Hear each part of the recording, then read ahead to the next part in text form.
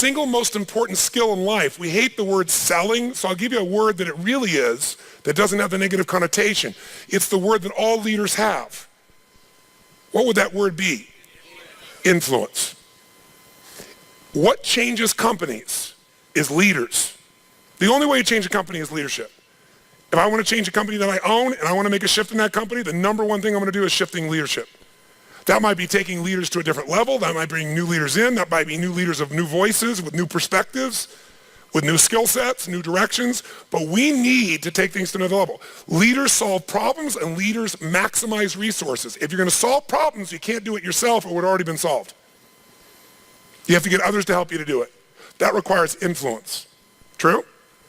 If you're going to get people to maximize resources, that requires influence. If you're going to get people to partner with you, provide you resources, capital, suppliers, anything, that requires influence. If you're going to have an impact on your kids or your community or the world, that requires influence. There is no more important skill of leadership than influence. And yet most of us think of it like selling, and as a result, we don't master influence. So I'm not here today to try and get you to become a master of influence in 45 minutes or so of my chatting with you here because we have so many of the speakers. This is the area of life I am most focused on. Because I know that if you can't influence, you can't lead. But if you can influence powerfully, intelligently, with integrity, there's no limit to whatever you can envision and what you can make real.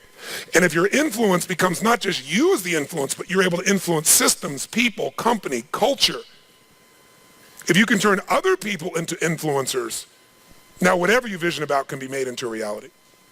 And so as a skill of influence, we got to ask ourselves, how many agree leaders are what change companies? Raise your hand if you agree with that. Say aye. Aye. And leaders' number one skill is influence. If you agree, say aye. Aye. And then the question becomes, how do you influence?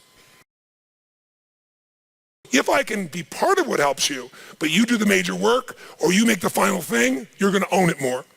So what I would do with people is I'd say, simple, here's your problem. I want you to write down what the problem is and describe it in 2 sentences max. This is your memo. 2 sentences, crystal clear that anybody will understand it. If you have to write more than 2 sentences, you have to tell them a paragraph, the question doesn't work. It has to be maximum of 2 sentences, ideally 1, so crystal clear anybody can understand it. That's number 1. So you write that down. You write down, define the problem with precision. Describe the problem or the request. And sometimes it's not a problem, sometimes it's a request. Can we turn the air conditioning up? Can we turn it down? Can we have lunch at whatever time? Can we do this? Can we do that? Whatever the request may be. So you write it down. Then the second thing I have them do is describe 3 solutions to their request or problems.